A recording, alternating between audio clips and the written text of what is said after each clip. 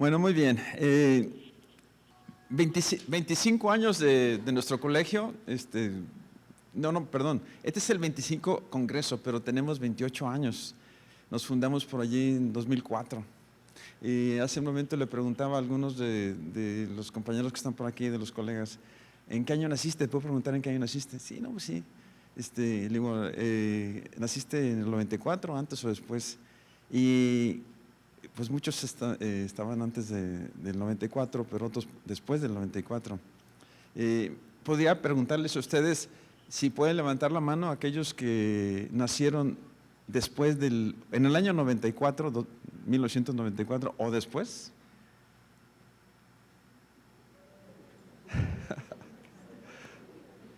Sí, muy bien.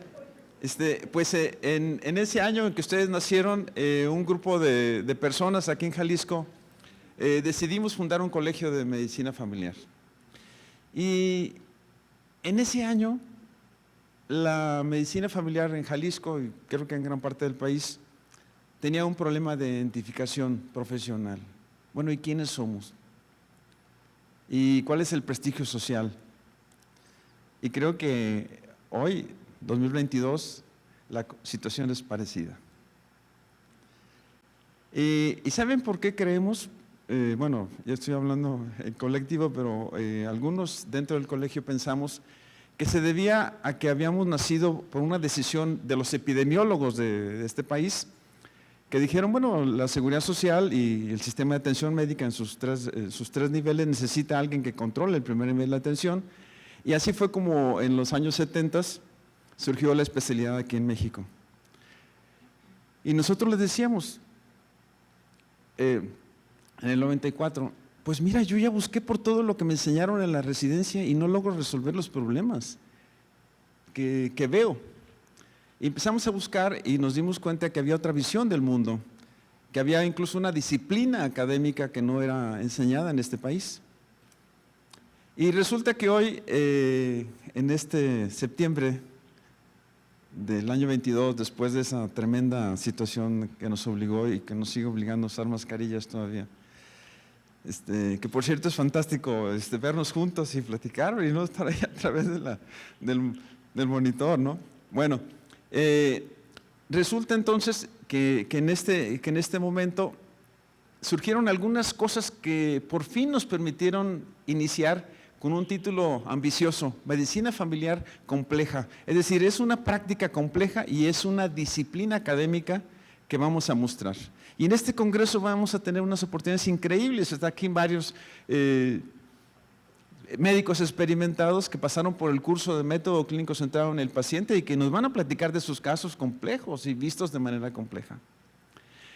Bueno, pues entonces, hoy vamos a hablarles de esto. ¿Por qué creemos que es compleja? Vamos a dar algunos ejemplos teóricos, algunos prácticos, pero en el transcurso de este congreso creemos que se va a entender por qué tenemos que cambiar esta visión de lo lineal a lo complejo. Y bueno, hay que agradecer a nuestro presidente nacional, al presidente de la Federación Mexicana de Especialistas en Medicina Familiar y Residentes, a Gad, al gran Gad, que en el Congreso Nacional en Zacatecas precisamente dibujó la idea de la complejidad. Dijimos, hombre, Gad, vas a ver, te vamos a tomar la palabra y en Jalisco vamos a empezar a hacerlo, ¿no? Y bueno, ahí vamos. Complejidad, vamos definiendo las cosas, ¿no? Complejidad es algo que viene del latín complexus, que significa junto con. Ya cuando estamos dos personas ya es más complejo que uno solo. Cuando hay una familia es mucho más complejo, porque ya son más de uno o de dos en adelante, ¿sí? Y plectere, que significa que cambia, que no se queda como está, que cambia, se transforma, ¿sí? Que es dinámico, que se entrelaza, no solo que se relaciona, sino que se interdigita, ¿sí? Se comunica. Entonces, la realidad así vista es entrelazada, está unida al contexto y es cambiante. Por lo tanto, Nuestra visión de las cosas no puede ser ni permanente ni simple. Y se acaba la idea de la causa única, se acaba el lenguaje de que ¿cuál es la etiología? ¿Cuál es la causa? No, hay multitud de causas que pueden incluso estar muy lejos del momento. Un paciente que podemos hoy con enfermedades crónicas probablemente empezó a los 3 años con maltrato. Y ahorita lo vamos a ver.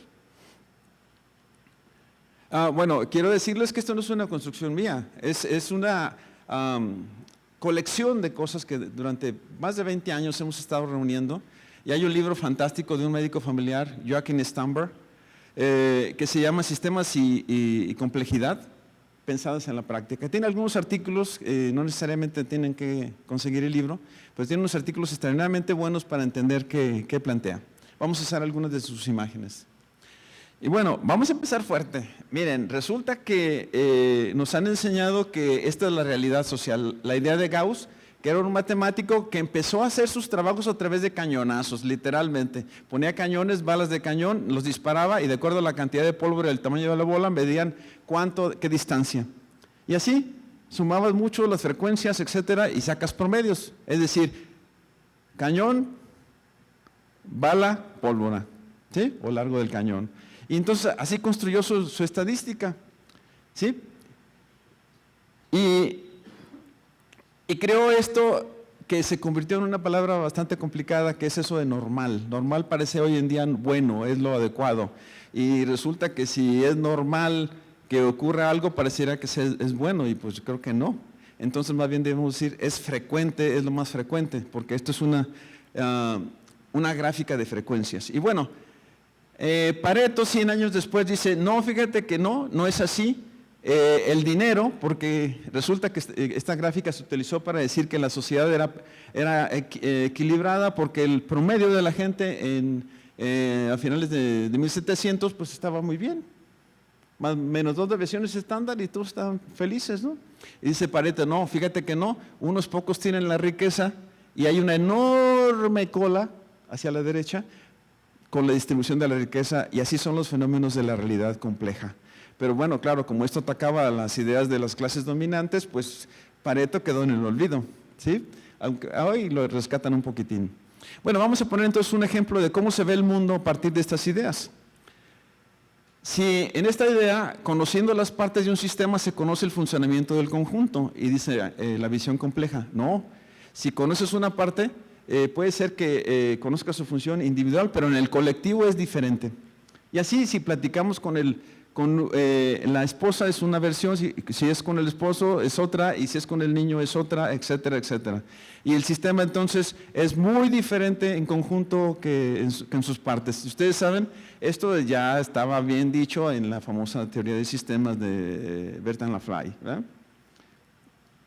Bueno, las salidas del sistema son proporcionales a las entradas. Dice, sí, si pones un impulso pequeño, el resultado es pequeño. Dice, no, espérate, las salidas no son necesariamente proporcionales. Ejemplo, ¿por qué nos morimos si una pequeñísima cantidad de una sustancia alergénica nos causa un choque de tipo que ustedes conocen? Entonces dice la complejidad, no, espérate, el tamaño del impulso puede ser que no sea nada que ver con los resultantes, ¿sí? Luego dice, la función es predecible. Si yo le doy penicilina benzatínica combinada a un paciente, se va a curar. Y luego te dice esta visión, bueno, es muy posible, pero no siempre. La realidad es predecible parcialmente. Cuando yo estudié farmacología, y vaya que me he dedicado a eso, veía en el Goodman un ejemplo que me sirvió para siempre. Es decir, tú le das penicilina benzatínica a un paciente que francamente es estreptocócica, su amigdalitis, y no se cura. Y luego decía algún fragmento del Goodman, a veces hay estafilococos, habitantes normales de la I, que no están causando la enfermedad, pero como producen penicilinasas, entonces la penicilina que tú le inyectaste, pues mata a todos los del error, menos los que se juntaron cerca del del estafilococo. Y vaya que lo seguí, entonces me di cuenta que pequeñas dosis de dicloxacilina podían resolver el problema cuando tú ya habías dado la penicilina benzatínica, la adecuada, porque ahí yo me tocó ver la época en que se daban 20 inyecciones de penicilina procaínica. Increíblemente, durante décadas pasó esa barbaridad. Pero bueno, es otra historia. Entonces, es parcialmente prevenible. Cada caso que atendemos, como decía el Goodman y Gilman, es igual a un ensayo clínico de 1, N igual a 1. Y esto lo dice el Goodman de los años 70. Es decir, cada vez que tú ves un paciente, y eso no lo logran comprender nuestros jefes y nuestros especialistas que vienen a platicarnos, cada paciente es un ensayo clínico tuyo con un paciente nuevo y se llama N igual a 1. Y puede ocurrir muchas cosas. Puede ser que responda a la mayoría de lo que tú has visto o puede que no. Y todos los que han visto pacientes saben que es cierto o no. A ver, levanten la mano los que creen que es cierto. Nadie.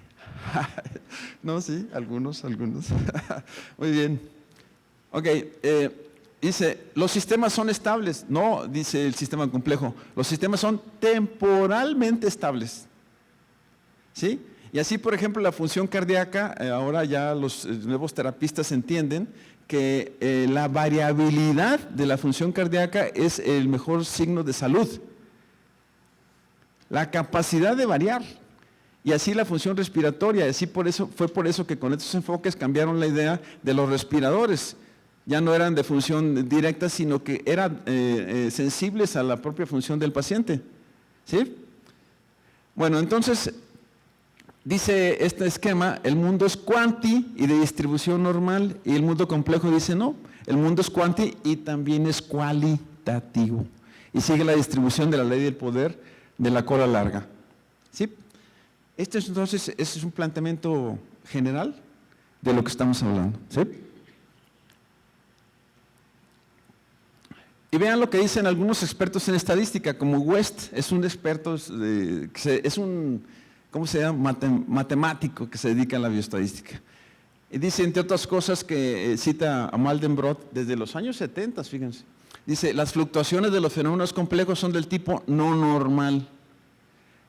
En conclusiones, en medicina como en las ciencias físicas y sociales, el promedio nunca caracteriza los fenómenos complejos. El promedio y otras tendencias centrales de la distribución son reemplazadas por la pendiente de la distribución de Pareto.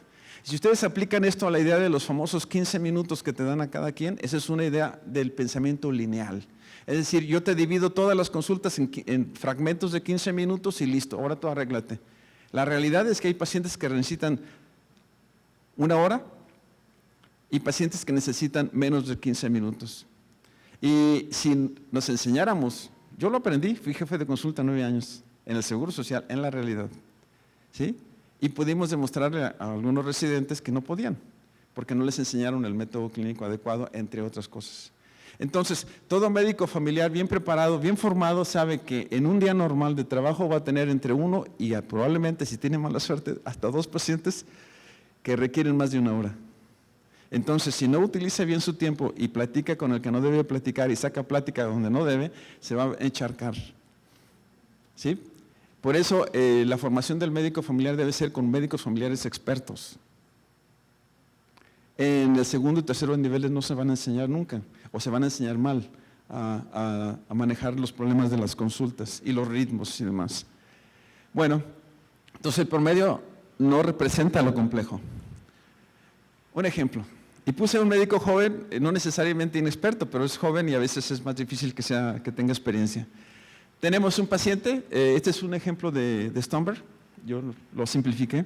Juan tiene 63 años, se jubiló hace 18 meses, tiene 3 hijos adultos, ya independientes. Y acude a control de la hipertensión y anda alto, 175, 105, la diabetes descontrolada. Y hace meses estaba bien y con un inhibidor de la ECA. Si se fijan, también el ejemplo quita rollos. O sea, quitemos distractores, vamos a lo que es importante, el punto, no distraigamos. Entonces, dice su médico, le dice a su médico, me he sentido un poco aflojerado, pero el médico joven no toma en cuenta esa frase que le da Juan. ¿Sí? ¿Qué hace este médico? Bueno, ¿qué hago? ¿Le indico más ejercicio? ¿Le indico metformin? ¿Le doy los 2? ¿Subo la dosis de IECA? Agrego 2 fármacos, lo que diga la guía de diabetes, la de hipertensión, cualquier otra cosa que a ustedes también se les pueda ocurrir. Y no considera las relaciones múltiples y cambiantes. Ve a Juan de una manera lineal, no lo ve como un ser que cambia y que tiene múltiples relaciones y que tiene contextos. Entonces, y le dio la pista a Juan, pero este joven fue educado en el método tradicional, en el método biomédico del diagnóstico diferencial y no entiende lo importante que le está diciendo al paciente. Un médico experimentado que a lo mejor no es este hombre mayor, sino es un hombre joven bien educado, que a lo mejor tiene 4 o 5 años de haber egresado, pero sí ha utilizado una práctica eficaz, ¿sí? Tuvo buenos entrenadores, entonces dice, Juan, me dijo que se ha sentido un poco flojo, ¿sí? Toma lo que le dijo, no es que lo refrasé, es que le toma lo que le acaba de decir. Le dice, ¿me podría explicar más sobre eso? ¿Sí? ¿Hay algo que esté pasando a su alrededor? ¿Algo que quisiera decirme? No quiere decir que tengan que decir literalmente estas palabras, sino que simplemente se conecta con él a través de una relación empática, le dice, ¿qué está pasando? A ver, cuente, escucho. ¿Sí? ¿Y qué encuentra? Este es un esquema de Stumber, se los digo rápidamente. ¿Qué encuentra el médico? Que Juan es un hombre retrenched, es decir, restringido económicamente porque se jubiló, le faltan los dineros y su esposa, Mary, le dice que compren una king size elegante, ¿no? O X, ¿no? O otro coche y dice, oh, Mary, no puedo. Es que tú nunca puedes, pues, ¿qué pasa, mano? Etcétera, ¿no? Y todo el mundo sabe qué complicado es el asunto, ¿no? Y luego resulta que Juan, nada menos que su hijo mayor, perdió el trabajo. Jim se quedó sin chamba. Ese Jim una vez más. Y luego Paul se separó, esta es la segunda vez. ¿Y qué hago? Y ahora los nietos, santo cielo. Y luego Molly está yendo a consejería, la otra hija está yendo con el psicólogo y está tomando clonazepam. ¡Oh, Dios mío! ¿Sí? Entonces Juan está tenso y sabemos lo que significa todo esto, ¿no? Los corticoides elevados, la presión se sube, la glucosa, blood sugar level, se sube. Y luego se pone a fumar, lo cual es un método para disminuir la ansiedad y eso significa que el estómago se inflama, etcétera, y significa que entonces va a usar bloqueadores H2, etcétera, ¿sí? Alcohol como tranquilizante. Entonces el médico dice, Juan, estás pasando por un estrés muy alto, ¿sí? Vamos a platicar de eso, ¿no? Voy a dejar huecos para que pregunten. Lo que vemos depende de los lentes teóricos con que miramos. Creo que eso está muy claro. El modelo biomédico que ve a Juan como a lo mejor tiene reflujo, dispepsia, infección por pylori, tratamiento según las guías prácticas, etc. Su contexto es ignorado porque las guías no pueden contener el contexto de nadie. Por regla, esta es una de las reglas de la investigación epidemiológica, fuera contexto. ¿Sí? En el modelo complejo, Juan sufre de alto estrés y enfermedades crónicas, estamos diagnosticando a la persona. El tratamiento incluye datos de estos estudios, no es la base del tratamiento, ¿sí? Y hay que comprender el contexto y el significado. Las guías de la práctica no son normativas, es un gigantesco error pensar que pueden ser normativas. Y cuidado cuando se hacen exámenes y certificaciones con los médicos a través de guías. Porque los expertos sobre esto, escribimos un capítulo de un libro, pero es otro tema, lo publicó la Universidad Complutense en Madrid, sobre este asunto de las guías de práctica clínica. Y creo que hay que dedicar un congreso completo para entender cuál es el significado real de la medicina basada en evidencia en medicina familiar. No es el de la normatividad, no puede ser. Es absolutamente lineal pensar eso. Bueno, entonces el médico en este modelo usa el método clínico centrado en el paciente. Bien, hagamos una pausa. ¿De qué estamos hablando en filosofía del conocimiento? En eso que dicen epistemología. Bueno, de que aparentemente nosotros podemos encontrar las cosas objetivas en la vida diaria. ¿Sí? Veamos qué tan objetiva es la vida diaria. Esto lo pueden encontrar en McWhinney, en el clásico libro. Si no lo han leído, sí estamos en un problema. ¿Sí? Porque no puede haber medicina familiar de calidad sin haber leído a Ian McWhinney. ¿Sí? Que ya se murió. Pero dejó muy buenos libros. Veamos, en la historia clínica, ¿qué ocurre? El médico pregunta y el paciente interpreta la pregunta, da una respuesta y el médico interpreta la respuesta. Si se fijan aquí, hay interpretación de médico y de paciente. Ha tenido abortos, la persona interpreta da una respuesta y el médico también interpreta. El médico examina. ¿Y qué hace el médico al examinar? Está entrenado para que sus sentidos perciban mejor los estertores, el borde hepático, etcétera, ¿no? Pasamos por un proceso de entrenamiento clínico que nos hace más o menos estándar, más o menos.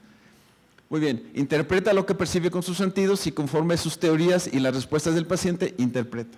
Entonces, lo objetivo y lo subjetivo están siempre presentes, porque la interpretación es subjetiva. Entonces, siempre cuando estamos hablando de la relación médico-paciente hay fenómenos de percepción y de interpretación.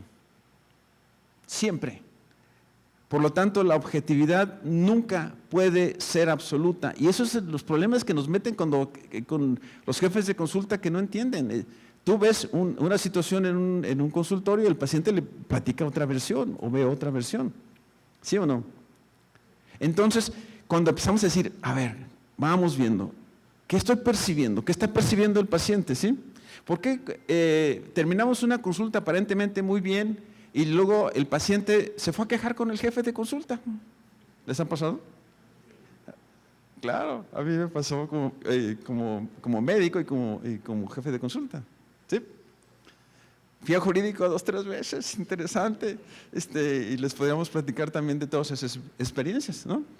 Bueno, es entonces percepción e interpretación. Y aquí está el queridísimo profesor McWhinney. Sí, vamos diciendo esto entonces. Los datos objetivos captados por el médico son resultado de la interpretación entrenada que varía entre los clínicos. Por eso los cardiólogos fallan más cuando, en estudios formales, cuando les muestran electrocardiogramas, que cuando tienen la oportunidad de platicar con los pacientes. ¿Sí? Y así pueden ustedes ver que cualquiera que ve, el otro día, en el caso de mi hija, se hizo una lesión del tobillo y hicieron una resonancia magnética y la interpretación de los famosos ligamentos fue totalmente diferente en 3 médicos. Así que hay que entender que la objetividad es bastante relativa. Y aquí tenemos el gigantesco y maravilloso concepto creado por médicos familiares de gut feelings o presentimiento clínico, que creó este médico familiar Stolper, que dice, nuestras emociones participan en la interpretación y el pronóstico. Y si no han leído sobre eso, tenemos un articulillo por ahí, donde en español mexicano decimos ponerle presentimiento clínico al gut feelings, porque gut feelings no diría mucho a ningún mexicano. ¿Sí? Entonces, emociones, sentimientos están inmersos siempre. Y este otro problema, miren, aquí tenemos un corazón con una arteria tapada y el histopatólogo dice, aquí hay una obstrucción de la coronaria. ¿Sí? ¿De qué se murió el paciente? Aquí está. Y aquí está un paciente con su idea de salud, enfermedad y su malestar. Dis-ease, no estar bien, no estar a gusto. ¿Sí? Y en medio está el médico. El médico es en realidad un árbitro entre el patólogo y el paciente. Y si no lo creen, pregúntenle el lunes que empiecen a trabajar de nuevo. Bueno, si trabajan hoy, pues ni modo. Le preguntan a su paciente de médico que sigue, don fulano de tal, ¿y usted se siente enfermo? No, doctor, yo estoy muy bien, yo vengo al control de mi azúcar. Ah, el diabético no se siente enfermo. ¿Sí? Esto también lo pueden ver en el libro de McWhinney y en el libro que estudiamos de método clínico centrado en el paciente. Hay muchas versiones de salud de enfermedad. Entonces, el paciente puede haber pasado por un infarto y sentirse inválido aunque se destapó toda la coronaria. Y es un ser inválido y tiene miedo de todo y busca la pensión. Y en cambio puede haber un paciente que tuvo la misma patología y está feliz, integrado, juega básquetbol, etc. ¿Sí? 2 mundos, enfermedad y patología o padecimiento. Entonces, vayamos a esta realidad que nos dice la antropología. Cuando un médico-paciente está en relación, hay 2 mundos y 2 voces. La voz de la medicina, que es la única que nos enseñan a nosotros, que dice dónde le duele, desde cuándo, qué hace, etcétera, ¿no? ¿Sí? Y la voz de la vida humana, Leverswell. Ese dolor me desespera, no me deja hacer mi trabajo, tal vez tengo cáncer, espero que el doctor me tome un ataque. ¿Sí? Está presente en todas las consultas, pero resulta que no la tocamos y por eso tenemos tantas diferencias con los pacientes. ¿Sí? Entonces, ¿se puede comprender una situación problema cuando se omite una parte esencial de ella? Y preguntémonos, ¿nuestro método clínico nos permite abordarla? Y este esquema de McWhinney es extraordinariamente bueno. Mire, aquí están disease, 4 cuadros donde dice enfermedad, patología. Diabetes es glucosa 126 2 veces, etcétera, ¿no? Aquí está. Le quitamos todo el contexto y la ponemos igual, la estandarizamos, pero está contenida por figuras geométricas completamente distintas, por personas distintas, contextos diferentes, ideas diferentes, expectativas diferentes. Entonces, mientras nosotros sigamos manejando diabetes, pues vamos a tener problemas, porque la enfermedad es una cosa, el paciente que la contiene es otra, y necesita un método diferente al método lineal biomédico que nos enseñaron y nos siguen enseñando. ¿Sí? Y esto nos lleva también a un filósofo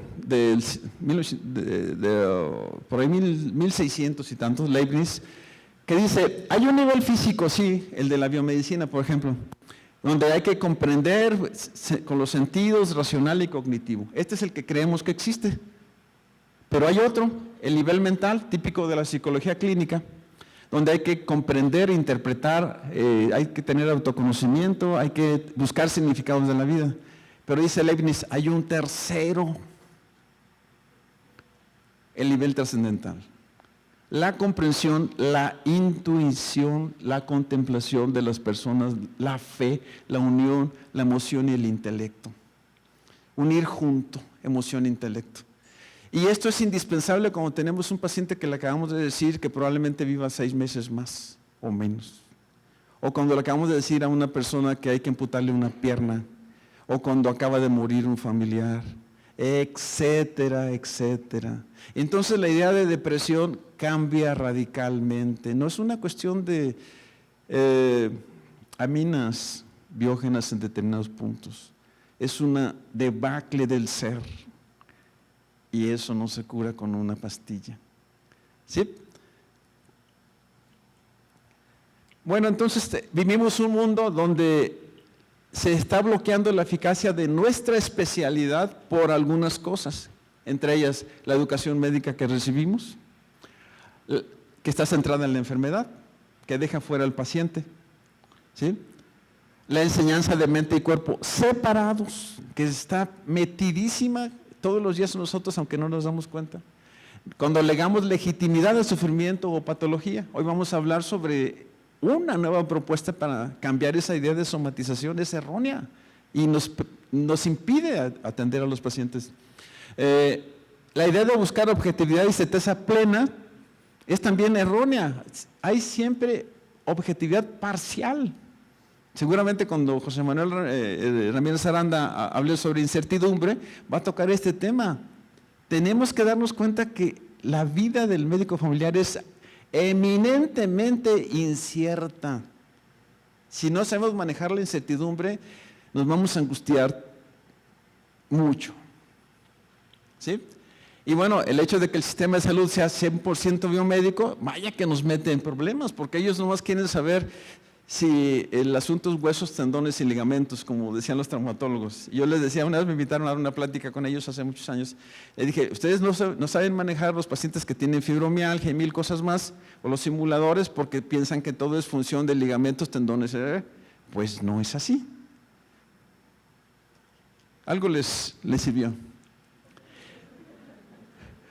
Bien, miren, este es el método clínico que nos enseñaron a todos, incluso sin decirnos que nos lo enseñaban. Nos decían, mira, tú buscas síntomas, pídele síntomas al paciente, qué le pasa, desde cuándo, etcétera. Signos, búscalos, físicos, apóyate al laboratorio y gabinete, vas a tener el diagnóstico de la enfermedad, vas a tener un tratamiento, según las guías de práctica clínica, y tendrás curación o mejoría. Es un cuento de hadas, que funciona muy bien para el 5 o 10%, cuando muchos de los pacientes, especialmente cuando estás en el segundo o tercero niveles, porque ahí incluso el paciente, ahí se les acabó la incertidumbre. Yo tengo, y ustedes tienen el problema con un paciente con cefalea intensísima el día de hoy, y acaba de empezar, tiene 3 horas, y ya le había tenido dado, pero no estamos seguros si tiene la migraña clásica, o resulta que tiene un problema vascular agudo. No sabemos qué, y dónde lo ponemos, qué hacemos con él, le aplico analgésico, no, lo mando. En cambio, en el segundo o tercer nivel ya se resolvió. Era migraña, estos médicos familiares mandan todo. O dirían, no, sí, fíjate, no, es interesantísimo, tiene una ruptura de la arteria transversa equilátera, etcétera, ¿no? ¿Sí? Ellos no tienen el problema de la incertidumbre. O se reduce muchísimo, bueno, más bien se reduce mucho. Con nosotros no, es inmenso. Entonces, bueno, este método, el problema es que falla para la enfermedad crónica, no podemos manejarla. La enfermedad que llamamos psicosomática, que espero que estén ahí en la plática para explicar por qué no. No nos ayuda a educar sentimientos del paciente y del médico, y sin eso el paciente va a seguir lesionándose, ¿sí? No nos ayuda a comprender el contexto, los significados, las metáforas, las narrativas. En otras palabras, omite a la persona del paciente y yo. Entonces yo soy un ser perfecto, una máquina ahí, como los cajeros automáticos, que doy la cantidad precisa, aunque desconozco algunos billetes, ¿no? No sé cuál es, ¿no les ha pasado? Que les acabo de dar un billete y luego resulta que no. Bueno, entonces así parece que somos máquinas. No hay emociones, no hay sentimientos. El paciente que yo estoy viendo no me recuerda a mi mamá, a mi hijo, cuando murió mi mascota, un residente en Veracruz, ¿te acuerdas, Isa? Cómo nos platicaba cuando se congeló y lloró, etcétera, cuando tuvo un niño que llegó a urgencias, muy enfermo, pero tristísimo porque le habían atropellado a su perro. ¿Sí? Entonces, cuando el residente se acordó del asunto, nos lo dijo, ¿no? Es que sentí, así es. Entonces, tenemos que tener un método para nosotros. Bien, y este es el método clínico centrado en el paciente, que bueno, tiene muchos puntos, ya se los explicarán después. Incluye lo tradicional de la historia, el examen físico, el laboratorio, entender los sentimientos, ideas, funciones. Muchas veces entender de dónde viene esta persona, cómo fue de niño, quién es su familia, llegar a tener un terreno común con el paciente, decir cuál es el problema a tratar, señor Juan, a ver, qué le toca a usted y qué me toca a mí, qué espera de esto, cuál es su idea de la salud, además ser realista, qué puedo lograr con este paciente que veo hoy y que no voy a ver después porque yo estoy aquí por casualidad, etcétera, etcétera, ¿no? Y cómo mejoro mi relación médico-paciente, cómo manejo mis emociones para conectarme con él sin que me cause un daño también a mí, ¿sí? Bueno, ahí le ven algunos problemas enfocados con esta manera. Aquí tienen algo sencillo. Vamos a prescribir un medicamento. Primer punto, hay que entender cuál es el motivo de consulta. Bien, no lo dice, aparentemente. Pero frecuentemente el motivo real de consulta no es ese. Alguien lleva a un niño como pretexto para la consulta, cuando en realidad la persona quiere consultar porque a lo mejor cree que está en EREA, entonces lleva a un niño. Entonces puede ser que prescribamos erróneamente. Entonces, ok, motivo de consulta, comprender el motivo real. Ok. Y luego, muy bien, tenemos que darle un tratamiento. Creo que el mejor fármaco. Bien. Y luego se lo comunica al paciente, porque si nomás lo escribe, dice, no, doctor, es que ya me dieron eso y me da tos. Error por no haber. Creo que el mejor medicamento podría ser el captopril, es el más adecuado porque actúa rápido y nos podemos dar cuenta si usted, de este tipo de medicamentos pueden ser el mejor para usted a través de muchos años. ¿Cómo ve?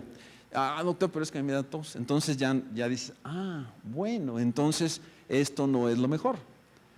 Entonces, después del acuerdo, ahora sí prescribo el medicamento adecuado. ¿Se fijan? Esta situación es compleja. Y si no lo hacemos así, pues vamos a tener que repetir muchas cosas y deshacer, ¿sí? Camino andado.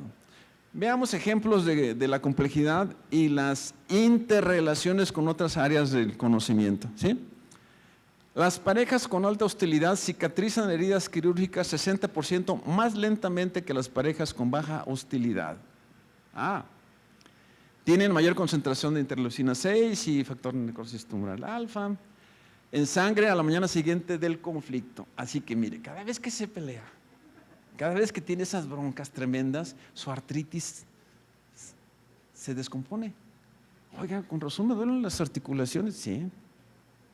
Y si tiene artritis reumatoidea, peor, porque ¿qué vamos a hacer? ¿Le subimos la dosis del metotrexate? ¿Sí? Un médico bien preparado dice, a ver, señora, mire, esto lo sabemos, ocurre. Dígame usted qué hacemos. ¿Le subo el medicamento? Entonces la paciente busca sus alternativas. Pero cuando la consulta empieza diciendo, fíjese doctor que la artritis reumatoidea repetitiva en la consulta, dice, fíjese doctor que he notado cada vez que me peleo y esto, me pongo mal. Señora, ¿está tomando el metotrexate? Sí, doctor, pero yo le quería decir que, no, señora, pues está bien, pues hay que llevársela bien con el esposo y todo, pero no se preocupe, ese no es el problema. Mira, hay que concentrarse en los medicamentos. Entonces el paciente dice, no ha leído Kilcott. Sí, resulta que esta Kilcott y Glasser son una pareja, psicóloga e inmunólogo. Se encontraron en dos mundos distantes, hicieron y siguen haciendo trabajos de investigación. En la residencia, cuando yo la dirigí en algún lugar de la Seguridad Social, teníamos una carpeta para el que se dedicaba a los problemas psicosomáticos, porque hay revistas especializadas en problemas psicosomáticos. ¿Sí? Desde hace 30 años o más. Fíjense, esta otra es maravillosa, fue publicada en la revista Tórax en el 2006 y esto lo discutíamos con los estudiantes de medicina familiar cuando tuvimos oportunidad de dar clases, porque luego causamos ronchas desde Monterrey y dijeron, pues ¿qué onda? Que en Guadalajara están haciendo un curso diferente, ¡fuera! Aquí todos parejos. Y bueno, se emparejaron pero hacia abajo, ¿sí? La hostilidad pulmonar. Altos niveles de hostilidad se asociaron con mayor deterioro pulmonar y es un estudio longitudinal con medición de la función respiratoria, no crean que es ocurrencia, ¿sí? En el primer estudio se estableció una relación entre el nivel de hostilidad y la tasa de declive en la función pulmonar independientemente de los cigarros fumados. 8% de disminución de la capacidad de flujo respiratorio máximo, ¿sí? Por año. En un periodo de 10 años, los hombres más hostiles tuvieron mayor grado de deterioro de la función pulmonar sin recuperación en comparación con hombres menos hostiles. ¿Importante? ¿Útil? ¿Práctico? Yo traté pacientes asmáticos, una niña, Valentina, adorable, de 3 años que había visto neumólogos y demás, cuando yo tenía una consulta privada, explicando precisamente que a ella le estábamos causando estos problemas. Y con medicamentos mucho más sencillos que los manejaba el neumólogo se resolvió. Pero la mamá comprendió que Valentina era una niña de esas con carácter. Y que entonces lo que hacían los tíos de, a ver Valentina, estar fregándola para que respondiera y le diera el patada, y mi hermana, la niña, Valentina, respeta a tu tío, que no eres. Entonces Valentina, ¿cómo se quedaba? ¿Sí? Cuando le expliqué un día, porque en la sesión la niña llegó triste, le digo, señora, ¿qué pasa con Valentina? Ella no es así, juega conmigo y con los juguetes. Doctor, es que le pegué. ¿Sí? Otra vez el método, ¿no? Ya llegamos a la cuenta de por qué estaba pasando. Le dije, si usted no quiere que Valentina dentro de 40 años tenga neumopatía obstructiva crónica, hay que decirle al hermano, no jodas, carnal. Sí, esta es mi hija, me la respetas, ¿sí? ¿Se lo prescribo? Entonces, el médico todavía tiene un poder. Todavía es escuchado por los pacientes, ¿a poco no?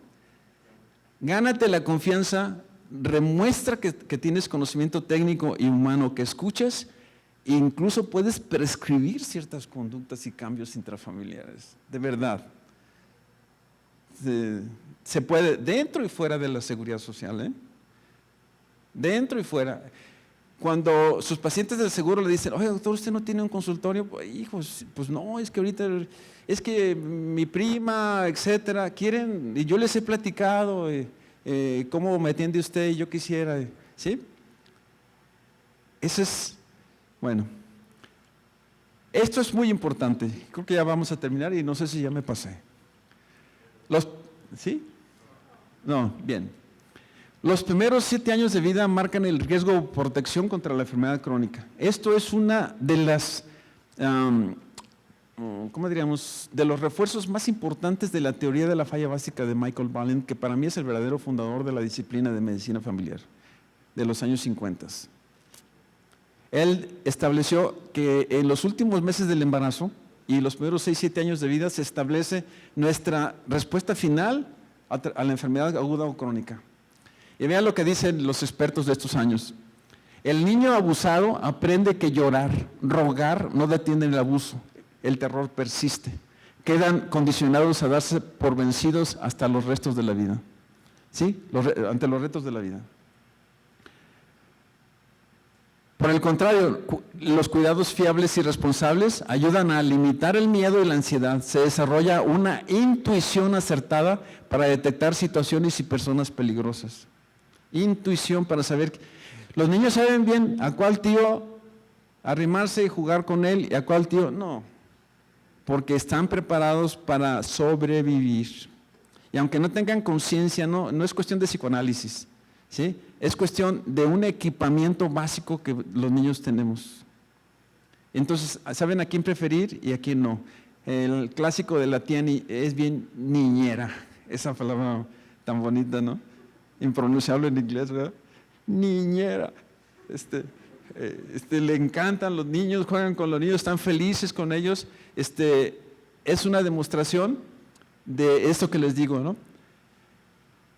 Y vean en cambio estos experimentos. Estos señores mostraron rostros así, pero rostros con enojo, con ira, ¿sí? Pero rápido. ¿Y qué pasó con los niños que tenían historia de maltrato? Se pusieron en estado de hiperalerta. La respuesta simpática, la frecuencia cardíaca, el sudor en las manos, ¿sí? La hipertensión. Y esto nos cambia la idea de que la hipertensión arterial es, por ejemplo, un problema, como dicen, de causa desconocida, ¿no? No, los epidemiólogos no han querido entender que es el producto del estrés crónico, ¿sí? Desde la niñez. Bueno, el niño maltratado disimula su miedo poniendo cara de, ¿no? A ver tú, ¿ah? ¿Quién no, si vienen de alguna vida en barrio, saben lo que eso significa? El que tiene cara de bueno, sopa, sopapo y patada y lo que quieras, ¿no? En lo menos entre los niños. Entonces tienes que, ¿qué, güey? ¿Ah? Etcétera. O sea, plantarte. Igual, es lo básico desde los mamíferos, ¿verdad? Territoriales y todo esto, ¿no? Entonces, el niño maltratado, ¿qué se ha enseñado? Poner como enfrentar. Entonces, lo que se llama trastorno oposicional no es más que una etiqueta que nosotros ponemos para ocultar lo que está pasando con un niño que tuvo que hacer eso para sobrevivir. Y nosotros le pedimos que cambie o lo castigamos, ¿no? Y lo que hacemos es reforzarlo, ¿verdad? Es más, cuando alguien es bueno, pues tiene desconfianza, porque muchos buenos lo han traicionado. ¿Sí? Bueno, y vean este asunto con la madre, ¿no? La madre es indispensable para sobrevivir, pero cuando ella es la fuente del miedo, el apego se desorganiza y genera miedo crónico.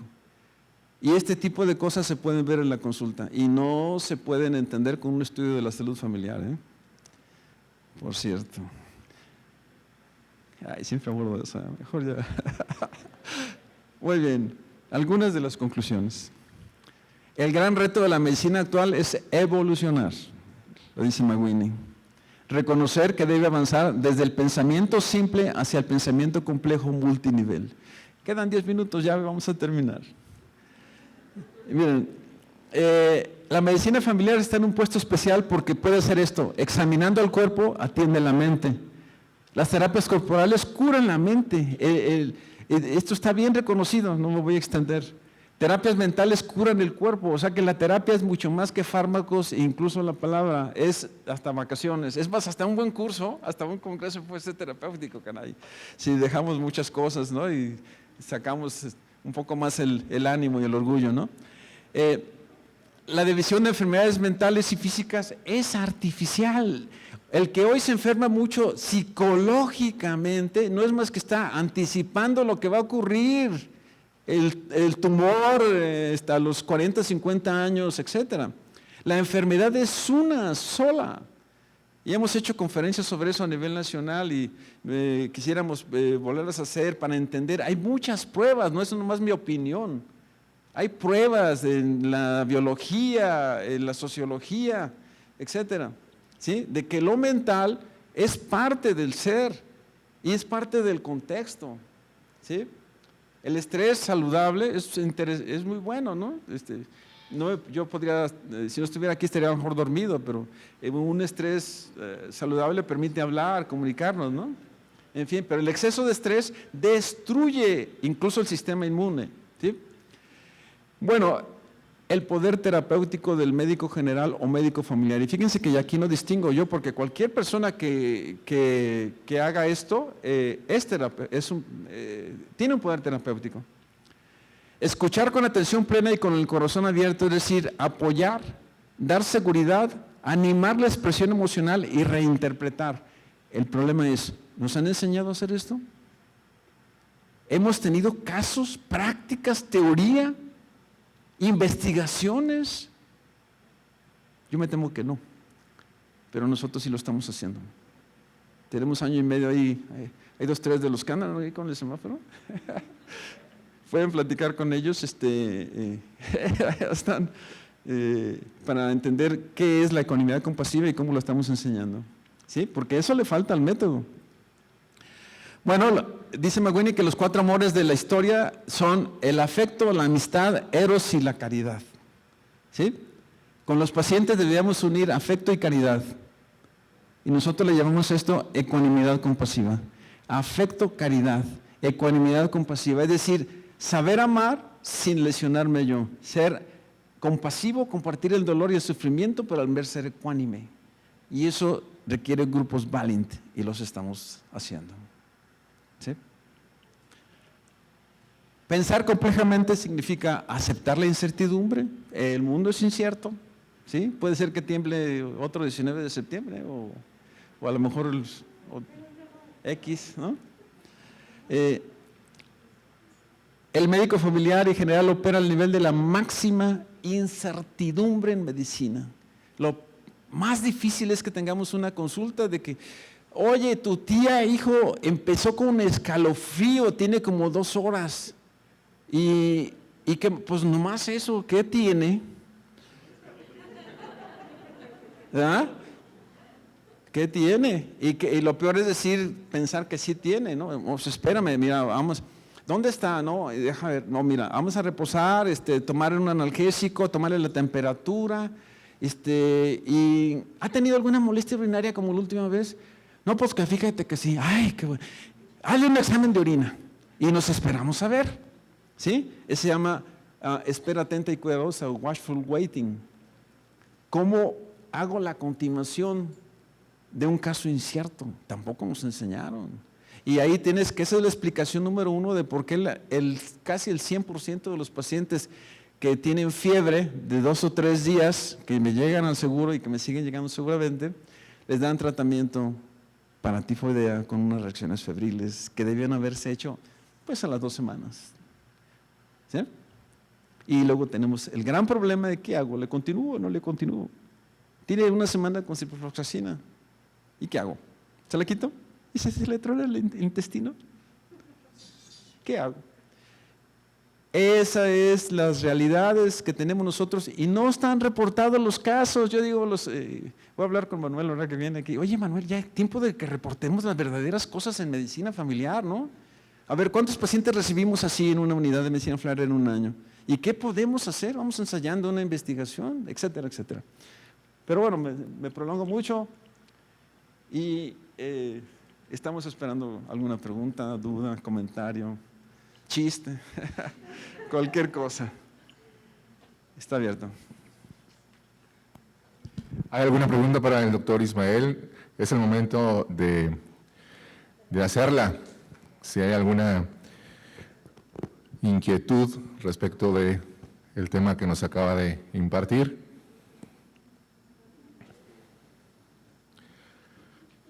¿No hay preguntas?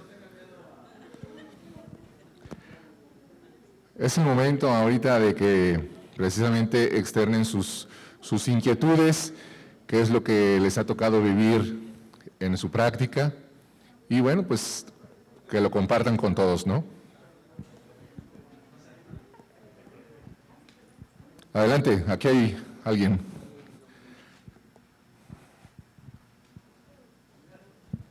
Muchas gracias, buenos días. Una pregunta, doctor. Bueno, yo considero que como médicos familiares también nosotros necesitamos… No te oigo, te voy a pedir, colgar Sí. esto, que me manda Ok. directamente al oído lo que digas y no sé si te oigan los demás. Ok. Sí, yo considero que como médicos familiares también tenemos que reconocer que necesitamos apoyo psicológico, ¿verdad? Y ese apoyo es también fundamental para nosotros como médicos familiares para poder dar esta atención complementaria. Sí, ¿me lo puedes regresar? Sí, lo que ha dicho nuestro compañero es crucial. Si algo le ha faltado a la medicina familiar mexicana, pues no solo mexicana, pero incluso en Estados Unidos y en Latinoamérica, es que no ha cerrado el círculo. Hacer medicina familiar es el reto mayor, el estrés más grande para el ser que está ahí como médico familiar. Debe tener una preparación fundamentalísima. Debe ser entrenado en grupos Valiant y debe tener grupos Valiant para continuar en su atención. ¿Saben qué son esos grupos? Se los voy a decir rápidamente. Valiant trabajó 14 años con médicos familiares. Él era hijo de un médico familiar, hizo medicina familiar, era un doctor en química, era un tipo extraordinariamente capaz. Y trabajó con médicos generales en Inglaterra, antes de que se fundara el Sistema Nacional de Salud inglés. Y encontró que los médicos familiares tenían un papel especial con los pacientes que no tenían los especialistas y que lograban efectos terapéuticos más poderosos que los médicos del hospital, que los psicólogos, que los psicoanalistas, que los psiquiatras. Pero también encontró que necesitaban entrenarse, que de otra manera se involucraban y tenían muchos problemas con los pacientes, o eran indiferentes y sufrían también por ser indiferentes, y también sufrían en su vida personal, porque somos a lo mejor papás, hermanos, hijos, ¿no? Tenemos amigos cuando menos, ¿no? Y cuando somos fríos, insensibles, pues las relaciones directas también sufren. Entonces, los grupos Valiant consisten en que un grupo de médicos familiares hacen un compromiso de confidencialidad de que lo que se platica ahí se queda. No son grupos de terapia para los médicos, son para escuchar sobre qué le pasó a un compañero con un caso que quería platicar. La sesión empieza así. Se abre, ¿quién quiere platicar un caso que le cargue mucho? Pues yo quiero decir algo. Yo tengo una señora que ya no la aguanto. Cada vez que llega por sus pinches medicinas, me dice esto y lo otro y luego me cae acá y… cuenta. Todos los demás escuchan. Entonces le pedimos a los demás que identifiquen qué sentimientos se encuentran en la relación. No vamos a diagnosticar al compañero, ¿sí? Entonces se encuentran ansiedad, depresión, rabia, etcétera, etcétera. Y como lo hacemos nosotros en papelitos, ¿no? Y luego la leemos. Entonces, a ver, fíjate, esto es lo que encontraron los compañeros. ¿Tú qué dices? Ah, caray. No, pues que sí. Bien, sigamos. qué alternativas ven, etcétera, cómo ven la relación, ok, termina la sesión. A la siguiente sesión le iniciamos con el caso que se presentó. Oye, ¿cómo te fue con la señora pinche? que de las medicinas, ¿no? Ah, pues sí, pues yo no sé qué les pasó a la señora, pero como que está más tranquila y pasan los meses y resulta que la señora te regaló una corbata azul. Esta es la corbata de doña Irene. Lo que ocurre es que uno empezó a darse cuenta con lo que muchas cabezas piensan más que uno y los colegas son como un espejo y ya se terminó el tiempo. Y bueno, este es el Grupo Valin y si seguimos a través de los años, dicen que, bueno, los que han participado de esto dicen que se hacen las mejores amistades de verdad, porque se enseña el respeto, se logra uno a comunicar, sueltas muchas cosas, te das cuenta incluso que tienes que ir a alguna forma de terapia por tu cuenta, etcétera. Pero eso sí, sabes que cuentas con un acompañamiento y que entonces la práctica de la medicina familiar no es en solitario. Eso es. Pues muchas gracias.